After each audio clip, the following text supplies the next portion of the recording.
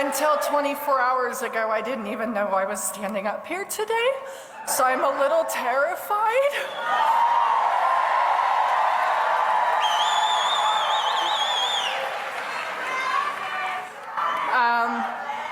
So I'm a single mother of special needs triplets that have complex medical needs, and I just feel fear and anger and confusion because I'm not what Republicans say I am. I don't sit on a couch all day and collect taxpayer money.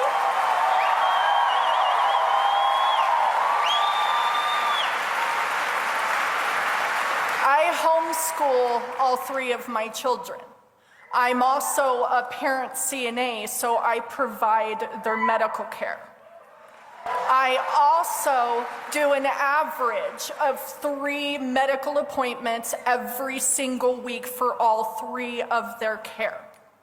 I also drive all 3 of my children to Philly literally every couple of months for the last 2 years because one of my children had such severe needs that only 2 hospitals in America offer the clinics, and one of them is at CHOP in Philly. So I load up my 3 children, I pull a little trailer that I can afford, and we go up there and stay, and I come back home and I do my other children's medical appointments. And by the way, my esophagus doesn't work, and so my medical health is in question, but I continue to get up every single day and provide for my kids.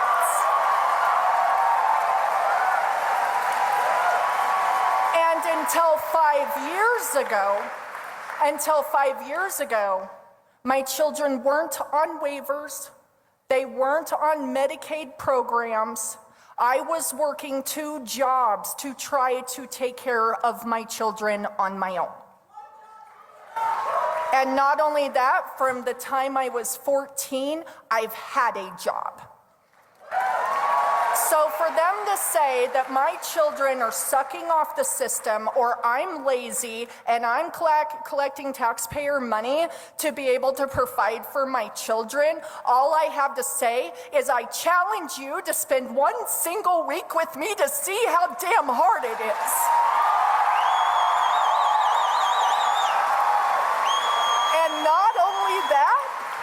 Not only that, but somebody who had no power until somebody gave him power thinks he gets to make a decision of what happens to my children's future with the strike of a pen.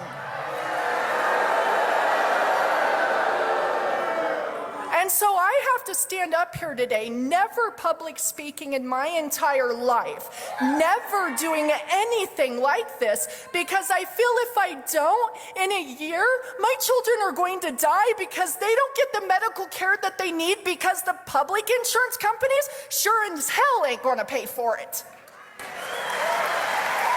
So why is my blood, sweat, and tears and doing what Republicans say I'm supposed to do as a parent not good enough? And why am I having to stand here and tell you, how dare you make a decision on what my children's future is going to look like when they're my children?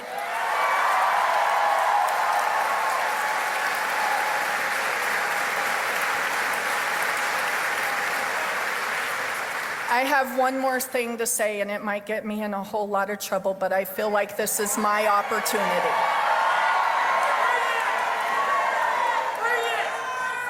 Mr. Trump, I'm a pissed off mama bear. I do have a voice. I'm coming, and the people are coming with me.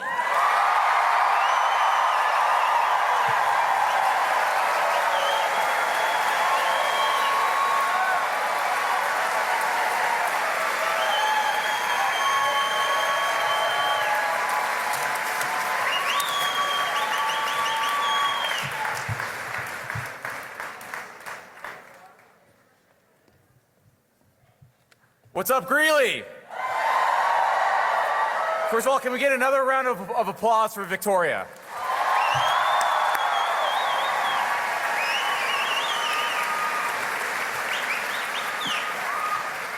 My name is David Seligman. I'm the executive director of Towards Justice, and my job is to sue giant corporations that exploit working people.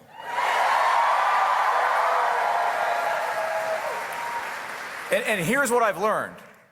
Corporations have rigged the system to avoid being accountable to us. They have sought to rig the system to ensure that the power of their wealth isn't accountable to the power of our numbers. Right now, the richest man on the planet is illegally dismantling our government to serve his profits.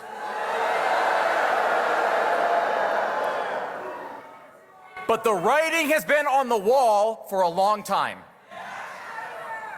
A couple of years ago, a client came into our offices. She delivered packages for Amazon, 100 or more a day. A coworker told her there's no way to stay on task, no way to meet the company's quotas unless you skip breaks and pee in bottles.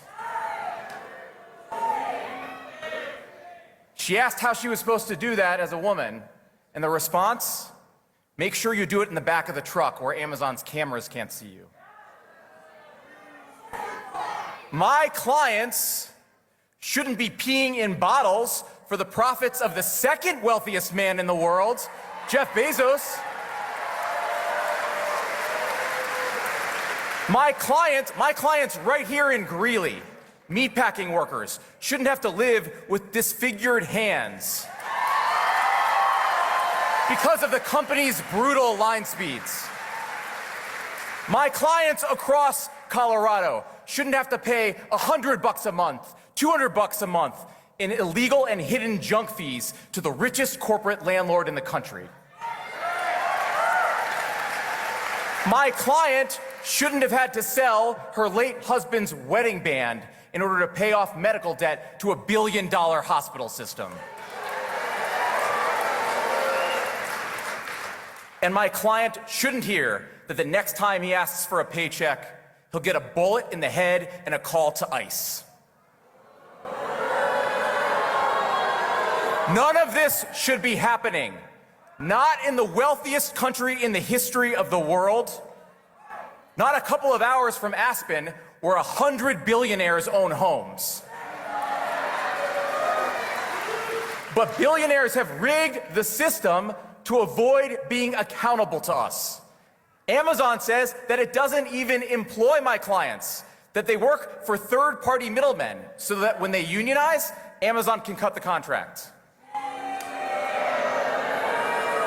Corporations pack our terms and conditions, the fine print, with clauses that say we can't hold them accountable in court even when they steal from us, even when they break the law. And they pump money into our politics to try to avoid being accountable to us, even at the ballot box. Donald Trump just named one of Amazon's top union-busting lawyers as the top lawyer for his labor board. Is that what Jeff Bezos' $1 million inauguration gift buys? $1 million that he earned on the backs of my clients peeing in bottles?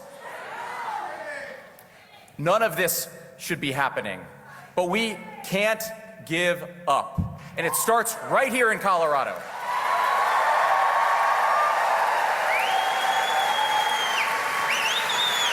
You know, Governor Polis has threatened to veto the Worker Protection Act, a law that would make it easier for workers to unionize. So call him. Tell him he can stand with us, or he can stand with Donald Trump and Jeff Bezos and Elon Musk.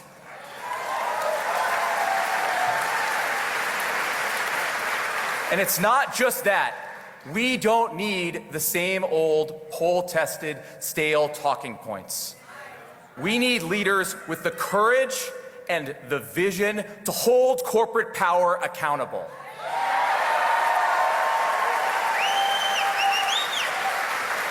To break up monopolies, to enforce the laws that built the middle class, to protect our planet.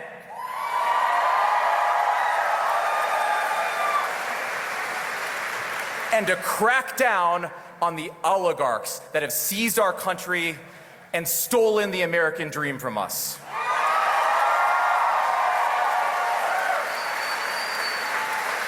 You know, they have spent billions protecting the power of their wealth.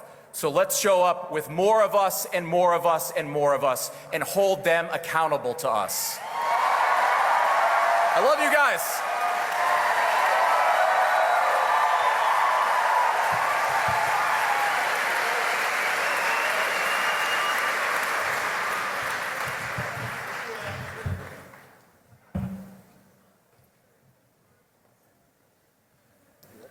Introducing AOC.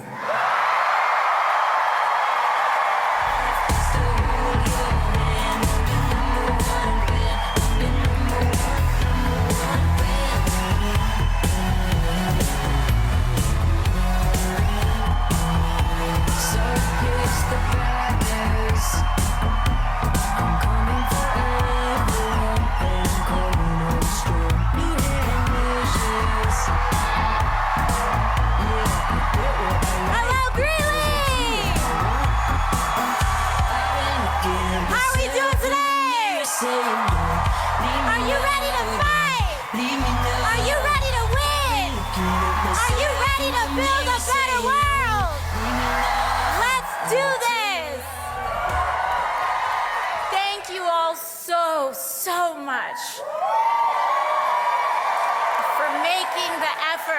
for making the effort and taking the time out of your day to be here in community with us today. Thank you, thank you, thank you, thank you, thank you, thank you, thank you, thank you, thank you. Now, Greeley. Well, first of all, my name is Alexandria. You may know me as AOC, but I'm so happy to be here today, and thank you so much for welcoming me to Greeley. I really appreciate it. Now I hear that you have a representative who has not done a town hall.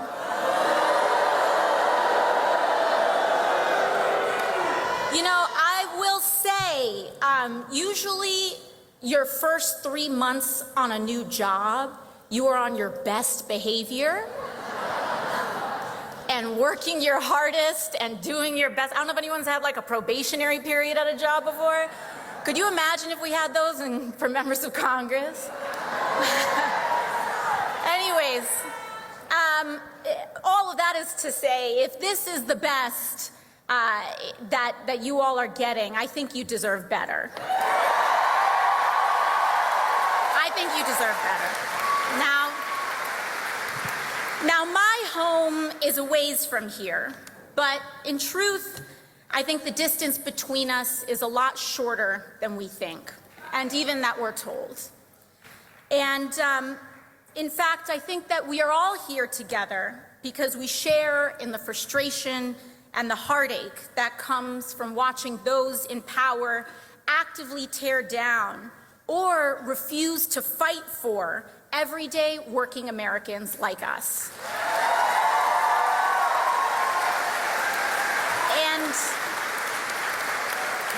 And I really get it. I was born in a working class family. My mom cleaned houses. My dad worked really hard to try to start a small business in order to do their best to give a better future to my brother and I. And you know, they worked really hard, and for a minute, it looked like our American dream was within grasp. We grew up and we really struggled, but my parents worked so hard, and it really started to feel like things were starting to work out. I worked really hard. I was able to get into college, and suddenly my dad was diagnosed with a really rare cancer out of nowhere. And by the time I was 18 years old, he had passed away. And I think this is an experience, while it is really difficult, I think a lot of us have had experiences like these, where we work so hard, and we are one event away from feeling like the whole rug got pulled out from under us.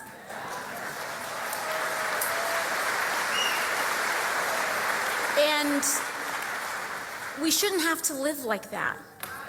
We shouldn't have to live like that. You know, after my dad passed away, my mom then overnight was basically a single mother to 2 kids. She was cleaning houses, she started driving school buses, and when I graduated from college, I started waiting tables in order to help make ends meet. And this was right after the Great Recession, and folks know how hard it was to come by a job at that time. And so that's when I started waiting tables to make ends meet. And I know that, you know, we just deserve so much better than this. We do. We deserve so much better than this. And we're here together because an extreme concentration of power and corruption is taking over our country like never before. And we are here because we do know that a better world is possible. But to get there, we need to be honest about where we are right now. We are witnessing an oligarchy in America. And that is when those with the most economic, political, and technological power destroy the public good to enrich themselves, while millions of Americans pay the price. And our political system is ill-prepared for this abuse of power. In fact, much of our political system enables it, starting with the role of money in politics. But I'm here to remind you, Greeley, that we are not powerless in this moment. People are starting to put the pieces together. And, you know, I do think that, people are starting to put the pieces together. And in fact, ironically, most of the divisive forces in our country are actually bringing more of us together than ever before. And that's important. Because the same billionaires are taking a wrecking ball to our country, and they derive their power from dividing working people apart. They specialize in getting us to turn on one another.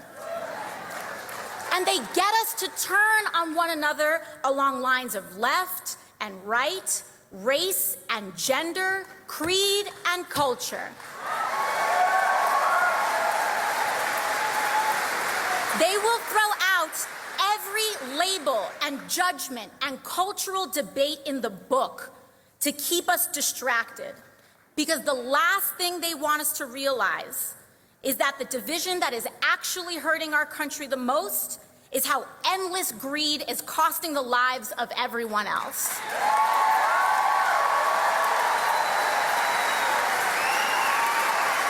They want us to think that our lives are suffering because of the LGBT kid down the street, or because of the mixed status family or the dreamer down the block who's just trying to make a better life for themselves.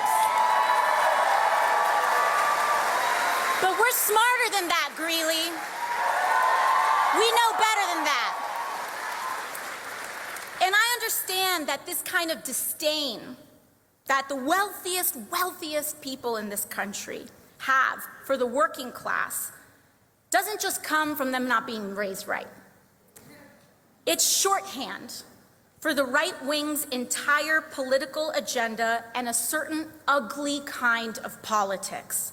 A politics that involves lying to and screwing over working and middle-class Americans so that they can steal from our health care, Social Security, and veterans benefits to pay for tax cuts for the wealthiest and bailouts for their crypto billionaire friends. And you know, Greeley, there's a word for this kind of thing: corruption. And I know how seeing all of this stack up from how overwhelming and selfish all of this is, from seeing the notifications on our phone popping up. Monday, the Department of Education being rolled back. Tuesday, trying to end birthright citizenship. I get how all of it can make us feel despair. And I get how even it can make the best of us feel like giving up and giving in. And trust me, that is by design. That is by design. When the system is stacked against you, it's hard to feel like anything you do matters. It's hard to feel like we matter in this democracy. And it is easy to give in to despair. And I can tell you that for a while there, when I was working double shifts, tired to the bone, I did try to give up. I tried to stop caring. I tried to just keep my head down and work my shifts and accept that this is just it and this is how things are. But that is no way to live. It's no way to live. And what I do know is that we do not have to live like this. In fact, we cannot live like this anymore. And I'll say, Donald Trump does see the immense pressure that working people are under. But his answer is an America that operates on the principle of every man for himself. Divide and conquer. And now that Trump is back in power, we see it clear as day. He's handed the keys to Elon Musk and is selling off our country for parts to the wealthiest people in the world for a kickback. And in exchange, those billionaires and oligarchs will back his campaigns and bankroll those of his allies. They scratch his back, and he scratches theirs, and all of us are left behind. And the clever thing that these guys sell is making working people like you and me believe that we're just one step outside from that club, that we're just a little bit out from being able to be a billionaire too, right? Any billionaires in this room? I didn't think so. Now, it's this idea that if we just work hard, we too can have nation-state level money. Except these kinds of spoils aren't earned, Greeley. They aren't working for these billions. They're stealing them. They're stealing them. They're stealing them from you and me. Just look at what Elon Musk and Donald Trump are doing to our health care, our veterans benefits, and Social Security. They are slashing programs that we and you have spent a lifetime paying into. And by the way, not them, because those billionaires haven't paid their fair share of taxes in years. And mind you, even if you're not on Medicaid or Medicare, this also raises your private health insurance costs too. And let's talk about Medicaid and Medicare for a second. Because your representative, Gabe Evans, you know that guy that hasn't been showing up for the last couple months? Maybe he hasn't been showing up because he voted to cut Medicaid. In fact, every single House Republican voted to cut Medicaid. And they'll tell you, no, I didn't, it didn't say that. But here's what it is. They voted on a budget that cuts $880 billion from the committee that's in charge of Medicaid. And so now they're trying to play a game and say, we didn't do that because they did by proxy, okay? So let's set the record straight. And you see, these budgets aren't just fights about numbers. They are fights over the values that define us as Americans. Medicare, Medicaid, and Social Security were built on promises that we have made to each other about who and what kind of country we want to be and what kind of society we want to live in.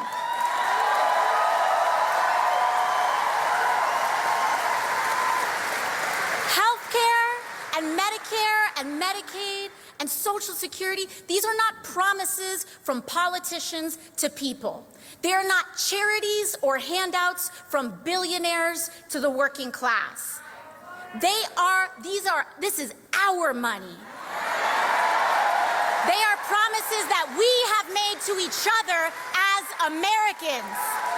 From neighbor to neighbor, teacher to student, friend to friend. And what we can say to Elon Musk is get out of our health care.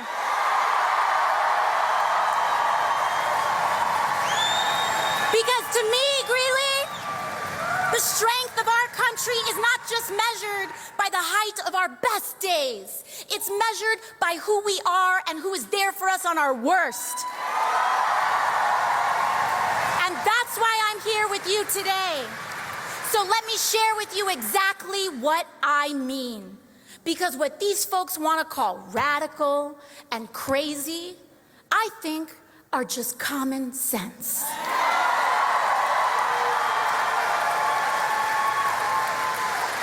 We live in the wealthiest nation in the history of the world. So I believe that when a person gets sick, they shouldn't go bankrupt. Common sense. I believe that a minimum wage should cover the minimum cost to live. Common sense. And by the way, we should see that not paying a living wage is also a form of corporate welfare and handouts. Because big companies like Walmart and Amazon rely on food stamp programs and public assistance to cover the wages that they won't pay.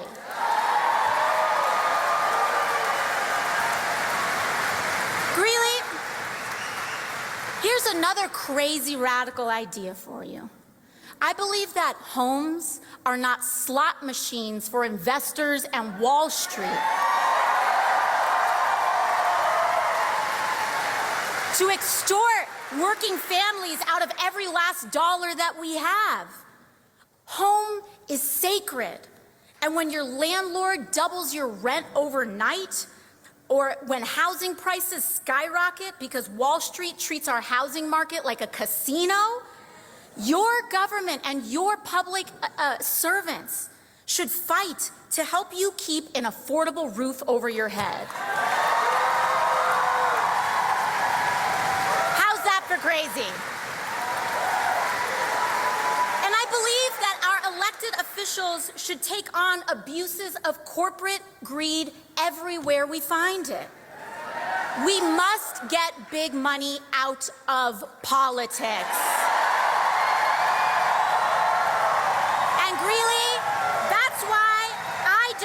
And never will take money from industry lobbyists or corporations.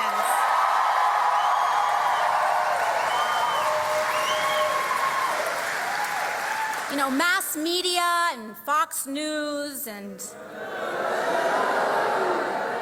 the right will have you believe that these American values are something out of the Communist Manifesto. They believe that we think these things because we went to some fancy college and read them in a book somewhere. But I'll tell you, I don't believe in healthcare, labor, and human dignity because I'm an extremist or a Marxist. I believe it because I was a waitress. Because I've scrubbed toilets with my mom to afford school. Because I've worked double shifts to keep the lights on. Because I lost my dad to cancer as a kid and had to see my mom open hospital bills in the days after. And I don't want us to live like this anymore, Greeley. We deserve better than this. this isn't just about Republicans. We need a Democratic Party that fights harder for us too.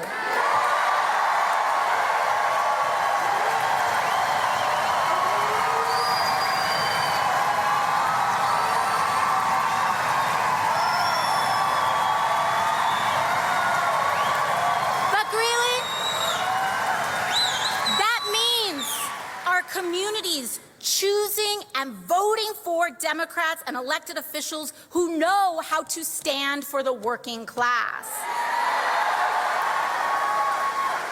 And I want to thank the entire state and each and every one of you for working so hard to make that happen. And I'll tell you, when people want to think that there's no hope out there, trust me that there are moments of bravery that are emerging. Last week, Republicans put on the floor a draconian, awful budget bill that cut billions from health care and from working people. In fact, one of the worst parts of what Republicans voted for, including Gabe Evans voted for last week, is cutting benefits for the PACT Act for veterans exposed to burn pits. Who does that? That's like cartoon villain stuff right there. And you know, but I will say, Colorado, that when other Democrats caved, your senators, Michael Bennet and John Hickenlooper, stood strong against the DC pressure and voted no. They said Colorado deserves better than this. Thank you for putting in that work. And in fact, all the Democrats in the state of Colorado in Congress who represent a congressional district in the state voted against that bill too. House, Senate, everybody. So I want to thank Diana DeGette, Joe Neguse, Jason Crow, Brittany Pedersen. Defend them, Colorado. And don't stop there. I want you to look at every level of office around and support Democrats who fight, because those are the ones who can actually beat Republicans.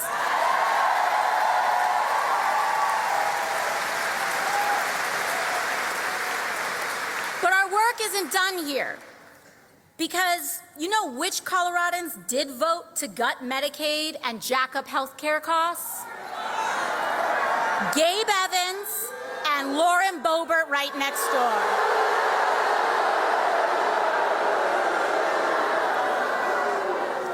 So folks, you know what that means, right? We need to come together and spend every day between now and Election Day working to educate our neighbors and give Evans and Boebert the boot and replace them with a brawling Democrat who will stand for Colorado. In fact, if you will indulge me for a moment, since Gabe hasn't been around here, if we could just say hi to him for a moment. Can we just say hi? See you in November. Thank you. I'll make sure he sees that. But beyond elections, Greeley, our task here is to build community. That's the deeper mission that we have. Elections, they come and go. We do our work. We set the board. But in the meantime, and during, throughout, before, and after all of that, we need to build our bonds with each other as communities. Building community, block associations, neighborhood groups, volunteer groups, church organizations, PTAs, because community is the most powerful building block we have against fascism, to defeat authoritarianism, and to root out corruption.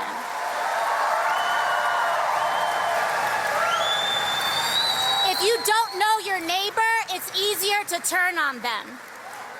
That's why they want to keep us separated, alone, and apart, scrolling on our phones, thinking that the person next to us is some kind of enemy. but they're not. So I'll end where I began. We might all come from different places, but we share a lot of the same experiences. So to all of those who came here today unsure of whether this is where you belong, I want to tell you that you do. You do. Honestly, no matter who you voted for in the past, no matter if you know all the right words to say, no matter your race, religion, gender identity, or status, no matter if you disagree with me on a couple things, if you are willing to fight for someone you don't know, you are welcome here. If you are willing to fight for working people, regardless of who they are, how they identify, or where they come from, you are welcome here. But I will say this. Those leaders on either side of the aisle who are willing to put their fellow Americans down so that they can get ahead or feel better about themselves, those folks may best find a home somewhere else. Because in this house, we stand together. We know that that is our only choice. Because we know that without exception, if we stand together, it is the only way that we can win. So I hope that you see this movement is not about partisan labels or purity tests, but about class solidarity. It's about the thousands of you who came out today to stand together and say our lives deserve dignity and our work deserves respect. No matter who we are or where we come from. We are here today to make a sacred promise to each other.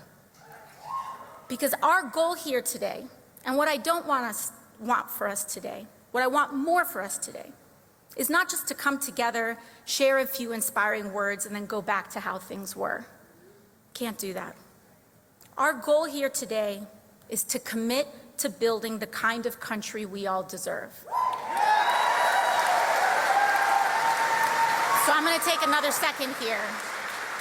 And I want each of you to turn to the people around you and get a good look. And I want you to greet someone you don't know.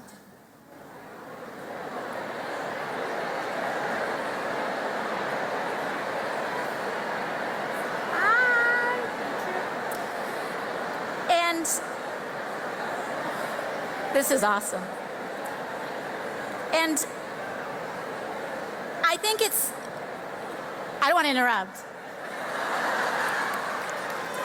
But it's because if I can offer one assignment today, before we all depart here, it's to leave this place connected to a new person you didn't know coming into this.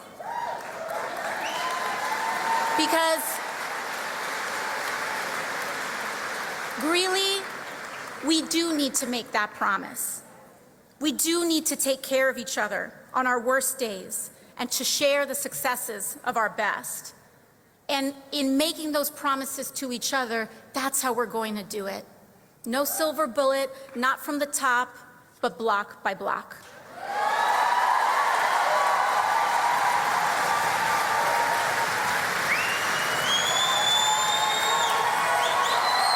So thank you for having me. And it is my honor to introduce to you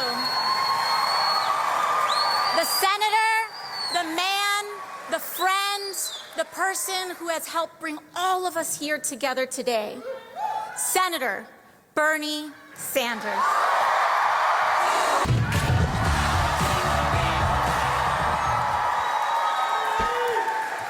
You know, I was told that you have a little bit over 100,000 people in Greeley. And between the 6,000 who are outside and the 4,000 who are here, I think we got 10% of the community at this rally right now. Thank you.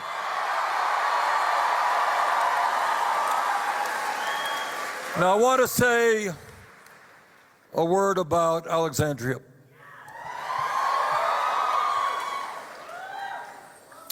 When Alexandria was a kid, you correct me if I'm wrong, she cleaned houses with her mom in order to make enough money for the family to survive. And then after she graduated college, she was a barista, working paycheck to paycheck. But what she did, as she looked around her and in her community in Bronx, New York, is she saw that change had to come. And so what she did is decided to run for Congress, and people said, "What, are you kidding? The guy who represents the district was one of the most powerful members of Congress. He had access to unlimited kinds of money." How much money did you have when we started? You started? None. None. All right. But she did what real politics is about. Real politics is not sitting at million-dollar fundraisers. It's working with people in your community.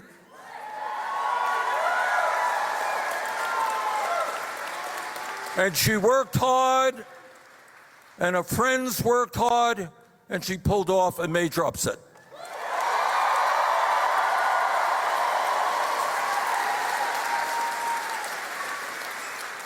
And since then, she has been a great member of Congress, but not only that, she has been an inspiration to millions of young people all across this country.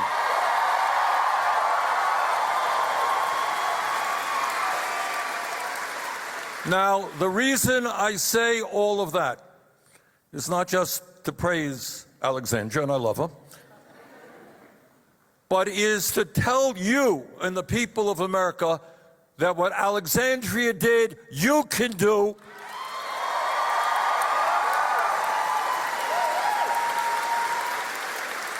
There are millions of young people out there who love this country, who are disgusted with what they are seeing, who are prepared to get involved in the political process. So, Alexandria, thank you for being that inspiration.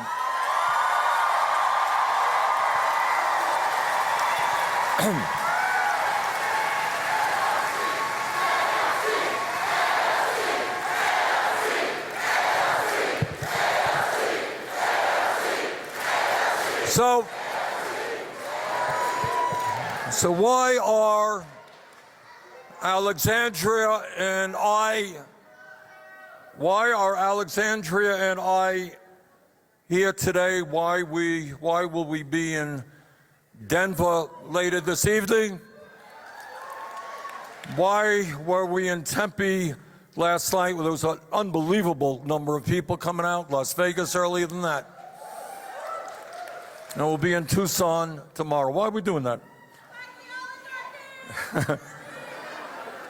And we're doing that because this country faces a set of enormous crises.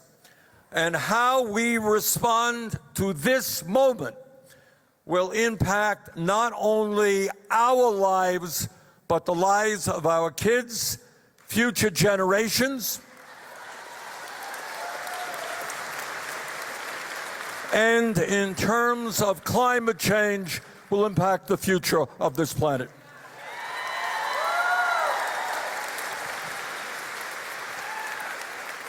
And what I have to tell you is that given the huge turnouts we have seen already on this trip, it is clear to me that the American people are outraged at what's going on.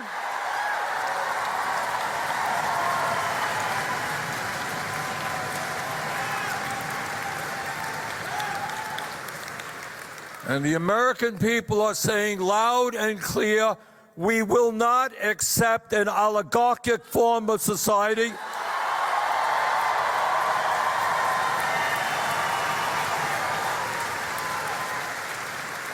We will not accept the richest guy in the world running all over Washington, making cuts to the Social Security Administration, cuts to the Veterans Administration, almost destroying the Department of Education, all so that they could give over $1 trillion in tax breaks to the wealthiest 1%. But it's not just oligarchy we've got to deal with. Under Trump, this country is moving very rapidly to an authoritarian form of society. Today, we have a president who is undermining our Constitution every single day, who is threatening freedom of speech and freedom of assembly. You know, I look back at the civics class that I took in the 6th grade a few years ago. Now, you probably took the same class. We studied American history. We studied the Constitution. And it's important to remember what we learned back then, and that is that the founding fathers of this country, way back in the 1790s, you know, they had fought a war against the all-powerful King of England and the British Empire.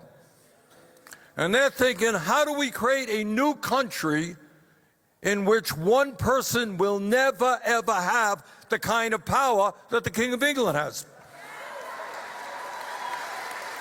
So with a lot of debate, and these were really smart guys, a lot of debate, they said, you know what we are going to do is create a government and a constitution which has a separation of powers. And that means we're going to have a executive branch and a president, a lot of power. We're going to have a Congress, a lot of power. We're going to have a judicial branch, a lot of power. And that is what they put together. And that is precisely what Donald Trump today is trying to undermine. First Amendment to the Constitution is the all-important freedom of speech. And in a way that is unprecedented, Trump is trying to intimidate the media and anyone who speaks out against them.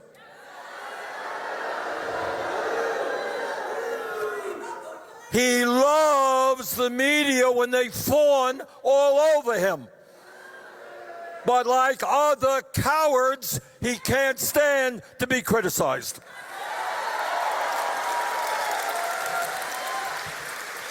Trump has sued ABC, CBS, Meta, and he sued the Des Moines Register because he didn't like a poll that they did. His FCC is now threatening to investigate PBS and NPR. He has called CNN and MSNBC illegal.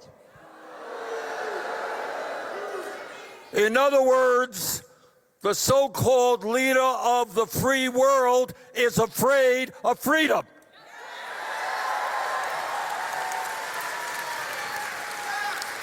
Well, Mr. President, if you are too cowardly and too vain to accept criticism, then get out of politics.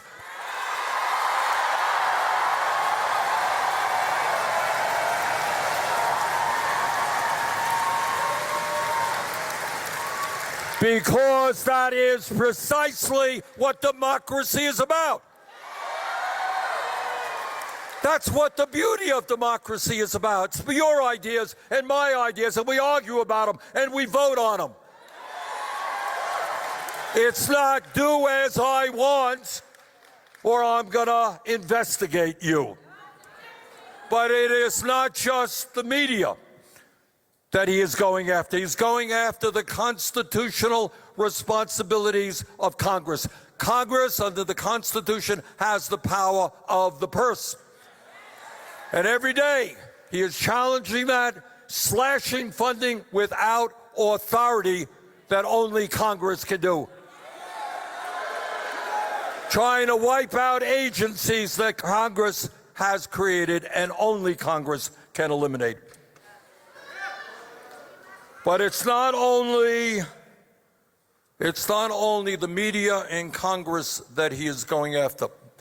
The third branch of government is the judiciary, and what they are supposed to do, what the federal courts do, is rule on whether laws are constitutional in their judgment or not, what the president does, constitutional or not. And there have, let me tell you, been many decisions coming down from this Supreme Court that I abhor. Their Citizens United decision, one of the worst decisions ever rendered. Their decision to overturn Roe v. Wade, a horrible decision. But those of us who live by the rule of law understand they have their powers, we have our powers. But now, for the first time, what Trump is doing is saying to a judge who issues a ruling, we don't like that ruling, we're going to get you impeached.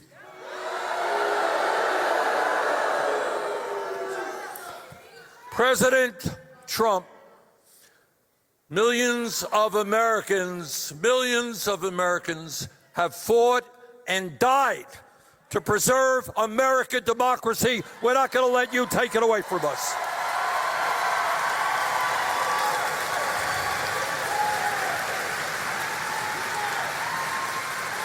And we thank all of those veterans who put their lives on the line to defend democracy.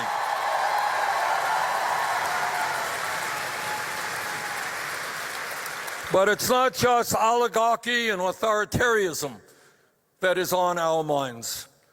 All over this country, people are standing up, and they're saying we will not accept a society of massive income and wealth inequalities,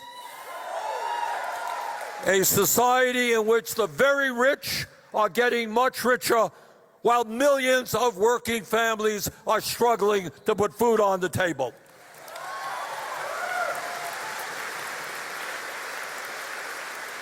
And what people are saying is that in the richest country in the history of the world, we are going to fight for and create an economy and a government that works for all of us, not just the 1%.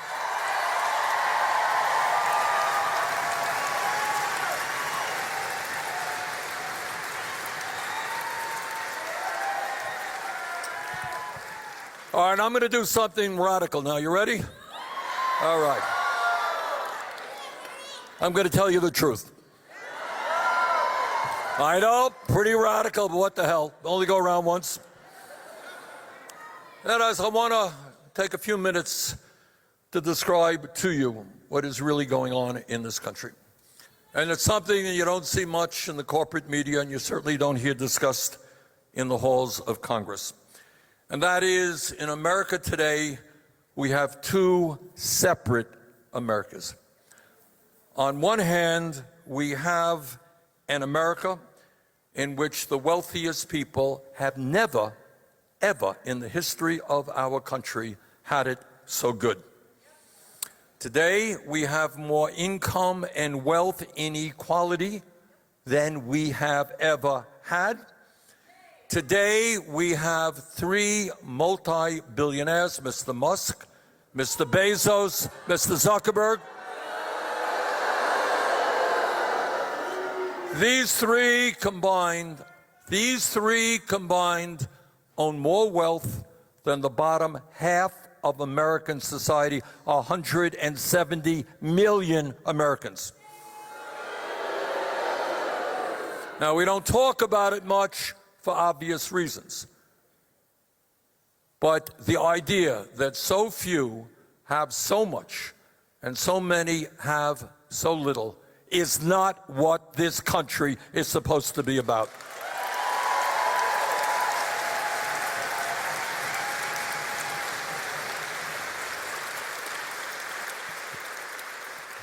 And further, let's take a look at concentration of ownership in the economy. You know what we hear? Kids read in school books. We are a society. People go out and they start their own small businesses. Free enterprise is great. Everybody competes against each other. That ain't the case. Today, you have more concentration of ownership in America than we have ever had in the history of this country in sector after sector. Whether it is agriculture, transportation, media, financial services, what you have is a small number of extraordinarily large corporations who charge us outrageous prices for the products that we have to buy. Now, let me mention just one example of concentration of ownership. Today, nobody talks about it. Today, you got 3 Wall Street firms, BlackRock, Vanguard, and State Street. You ever hear of these companies? Combined, these 3 investment firms are the majority stockholders in 95% of American corporations. And these guys, I want to tell you something because I bump into them in my line of work. They are not nice guys. I know on TV they come across, and in your community they make a donation to the hospital or the Boys and Girls Clubs or to the food shelf. They're just very nice, but they're not.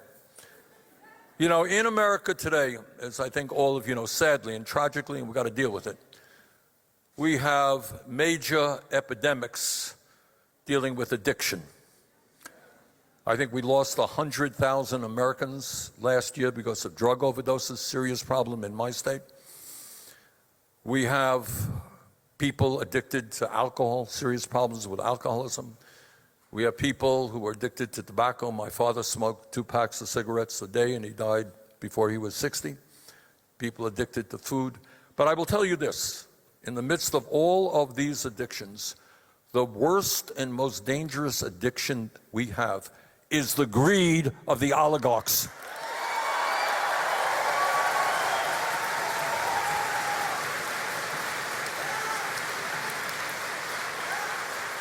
Now, everybody wants to do well in life. Everybody wants to make money.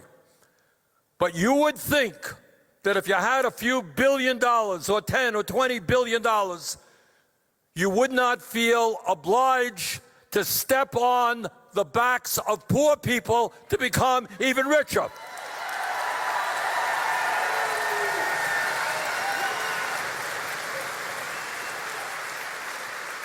But that is exactly what they are doing right now. They are prepared to destroy Social Security, Medicaid, Medicare, the Veterans Administration in order to make themselves even richer. And these guys have no sense of what goes on in the real world. They live in another planet. They own mansions all over the world. They go on vacations to their own private islands. When they want to go someplace, they don't go into the car. They go into the planes or the helicopters that they own. Send their kids to the best private schools and colleges. That is their world. Let me tell you about another world. The other America that we don't talk about. And that is today in the richest country in the history of the world, 60% of our people are living paycheck to paycheck. You all know what paycheck to paycheck is? Some of you live in paycheck to paycheck. I grew up in a family, lived paycheck to paycheck. Know a little bit about that. And what that means is people today are wondering, how are they going to pay their rent if their landlord raises the rent by 20%? How are they going to pay $20,000 a year for child care when they're only making $50,000 a year? People want to buy decent, good quality food for their kids walk into a grocery store, can't afford that food because the prices of food are sky high. People get sick, their kids get sick. They're uninsured or underinsured, and they're saying, how in God's name am I going to be able to take my kid to the doctor's office? At the end of the month, people have thousands of dollars in credit card debt, paying 20, 30% interest rates. How the hell do I pay those rates? And what happens if my car breaks down? Something as simple as that happens every day. And I go to the car shop and the guy says $1,000. Get it fixed. I don't have the $1,000. What do I do? What do I do if I can't get my car and I can't get to work? And if I can't get to work, I get fired. And if I get fired, how do I take care of my family? You know why the American people are angry, and they are angry all over this country? They are angry because, believe it or not, despite a huge increase in worker productivity over the last 52 years, if you could believe it, real inflation accounted for wages today are lower than they were 52 years ago. Meanwhile, there has been a $75 trillion transfer of wealth from the bottom 90% to the top 1%. That is what a rigged economy is about, and that is what we are going to change.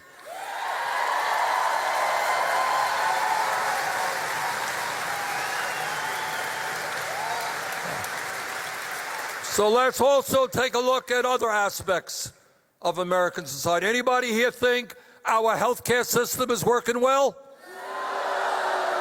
It is a broken and dysfunctional and cruel healthcare system. We are spending twice as much per capita on healthcare. We're spending $14,000 for every man, woman, and child. Yet 85 million are uninsured or underinsured. Do you know what underinsured means? How many people here have high deductibles? What kind of deductible do you have, ma'am? You know? $7,500. What do you got?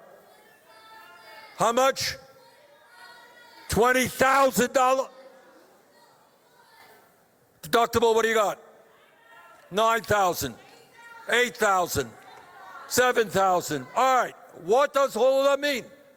It means that even though you have insurance, when you get sick, you still can't afford to go to the doctor. How insane is that? And you know what the result is? We don't talk about it much. 60,000 Americans die each year because they don't get to a doctor on time, because they're uninsured or they're underinsured. And I want to deal with another issue. You'll excuse me for being professorial here and a little bit boring.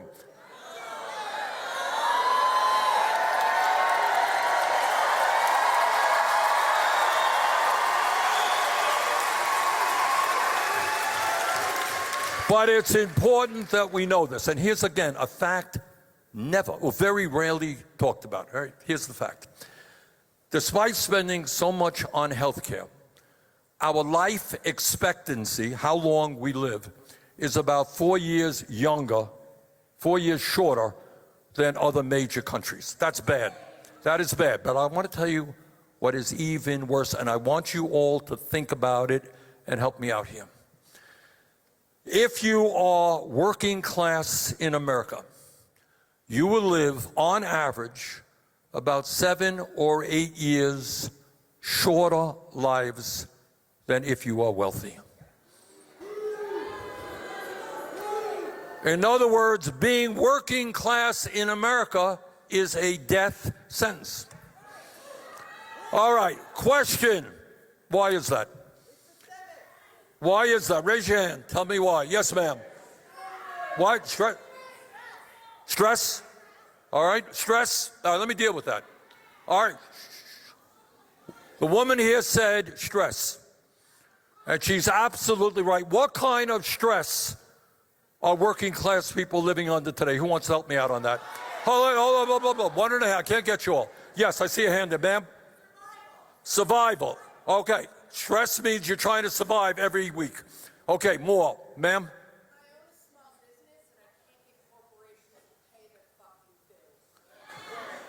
I own a small business and I can't get corporations to pay their bills. Yes, ma'am. Financial stress. Yes, ma'am. Taxes. Tuition. Yup, way back there, ma'am. What? Safety. Okay, yes. What? Dental. Dental work. Thank you for raising that issue. Anybody have a problem with the cost of dental care in America? Bloody right. All right, other issues. Yeah, I see a hand. Young man back there. Yeah. Workplace safety. Okay. Yes, ma'am. Mental health. All right, look, we can spend 2 hours going on here. All right, but here is the bottom line. When you are struggling paycheck to paycheck, you are worried about how you survive every single week. And doctors call this almost the physiology of poverty. That stress that you live with 24 hours a day eats away at your body and your mental health. And that is the major reason why working class people are dying 7 years earlier than the rich. It is a shame, but it's more than a shame. It is unacceptable.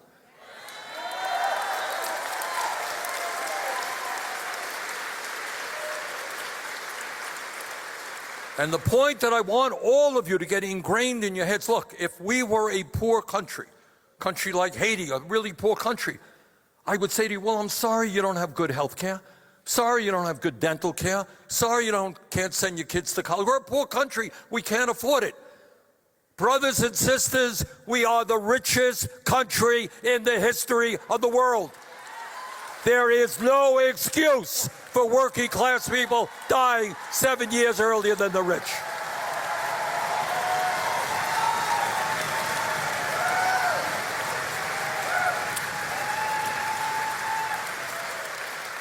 There is no excuse that 1 out of 4 Americans cannot afford to fill the prescriptions that their doctors write for prescription drugs.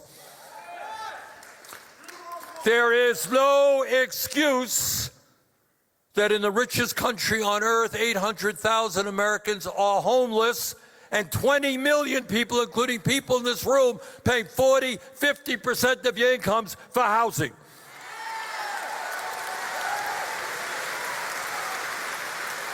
No excuse that our child care system is a disaster, outrageously expensive while workers there are being paid low wages.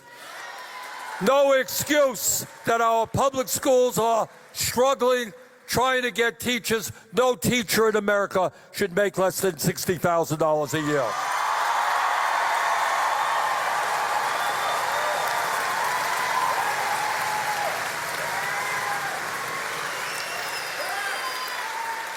So, my friends, why is all of this happening? Why is it that the rich get richer and working class people die younger than they should? Well, it has everything to do with the fact that we're living in an oligarchic form of society. You know, I've been talking about that for a few years. But I think the rest of the world is catching on to what I was talking about.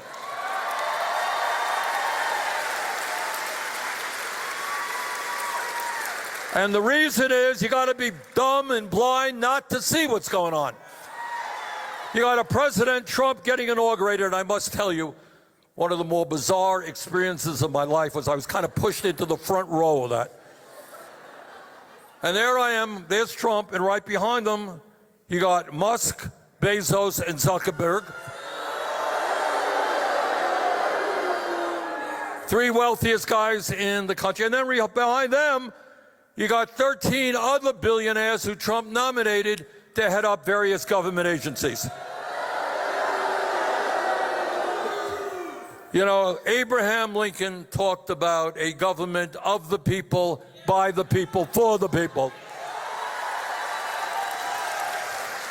Well, Trump has a government of the billionaires, by the billionaires, and for the billionaires. And what these guys are busy doing right now is going after Medicaid, going after Social Security, going after nutrition. Rich want to get richer, and they don't care who they step on. Now, it is imperative that we fight Trump every step of the way. And by the way, it is not just on domestic issues. This country has a 250-year history, and never before have we had a president ally himself with a terrible dictator like Vladimir Putin.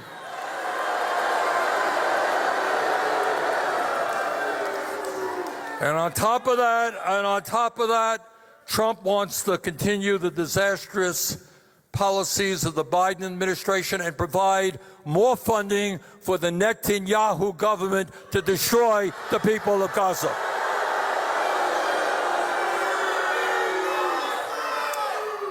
All right. Our job, though, is not just to play defensive. We've got to get on the offensive as well.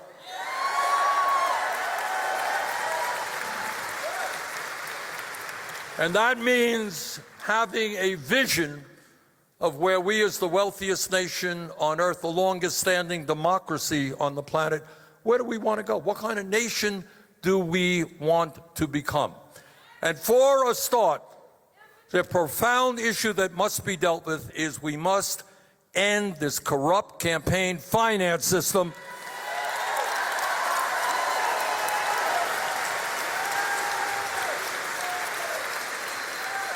Now, I don't care if you're a Republican, Democrat, or Independent. I don't think there's anybody who thinks it vaguely makes sense that the richest guy in the world could spend $270 million to get Trump elected and then become the most powerful person in the government. It's not just Republicans, let's be clear. Billionaires are funding the Democratic Party and preventing that party from standing up for working families. Bottom line, we need to end Citizens United, move to public funding of elections.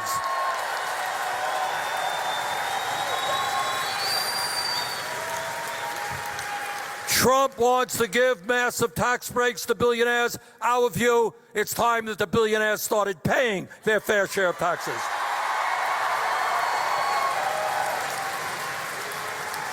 Republicans refuse to raise the minimum wage. We want to raise that minimum wage to a living wage, at least $17 an hour. Musk and Bezos and others want to break unions. We believe in the trade union movement. Workers all over this country want to join unions. They're being stopped by the illegal activities of corporations. We've got legislation in that will end that. Let's pass the PRO Act.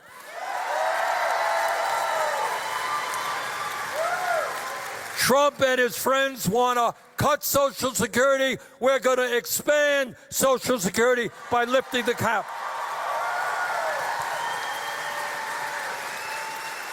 Trump and his friends want to cut Medicaid. Well, we got a different idea. We're going to join the rest of the industrialized world, guarantee health care to all. It's a human right.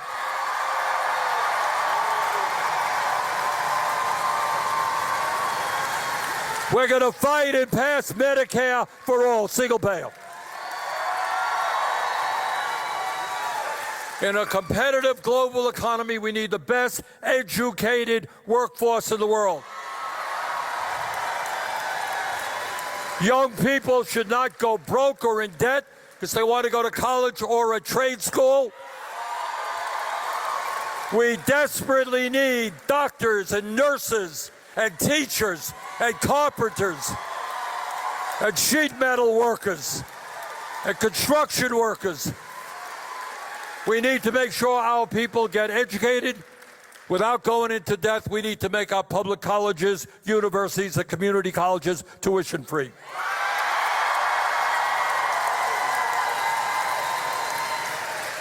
We need to save the planet.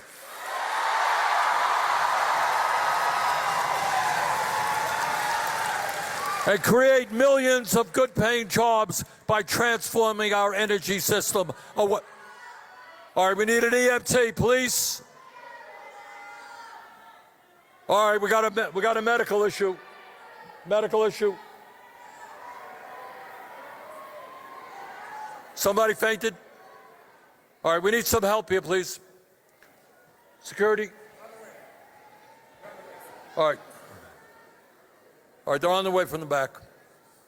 Let's take a break for a moment.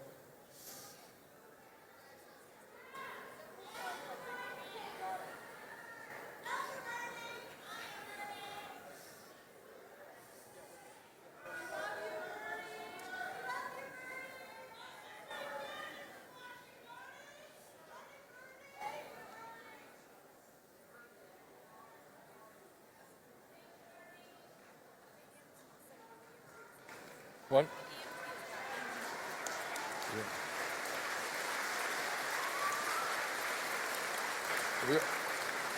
Are we okay? Okay, good. All right. Thank you.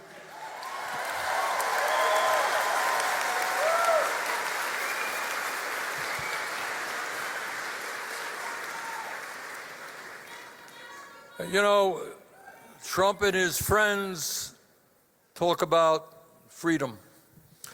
Well, in a free society, we must absolutely guarantee that it is the women of America who control their own bodies, not the government.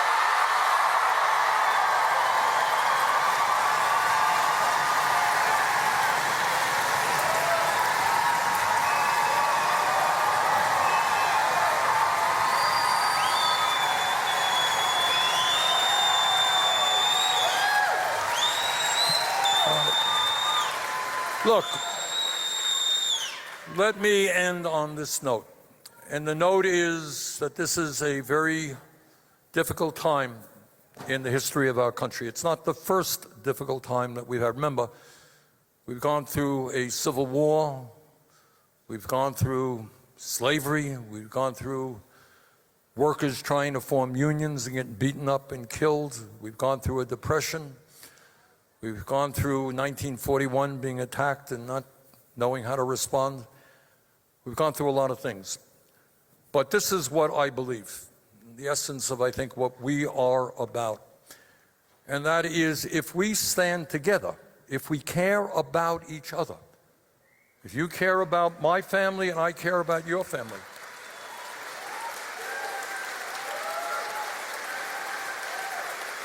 if we don't believe that the goal in life is just to make billions and step on other people and to lie, cheat, and steal, if we believe that love and compassion is what motivates us,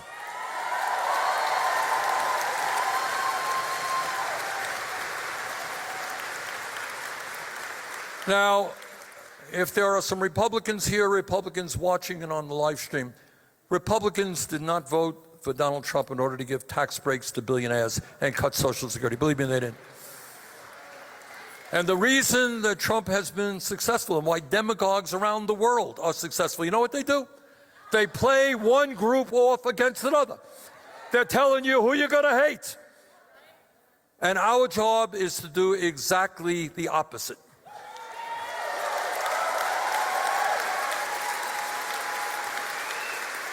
The right wing wants to divide us up based on the color of our skin, or where we were born, or our religion, or our sexual orientation. And our job is to come together.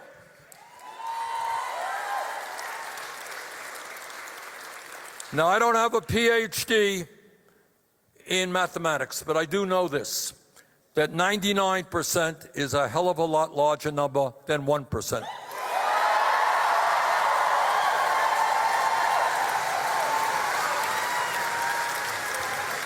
So if we stand together, are strong, are disciplined, are smart, I have every reason to believe, deeply in my heart, that not only will we defeat Trumpism, but we can create the kind of nation that we deserve. Thank you very much.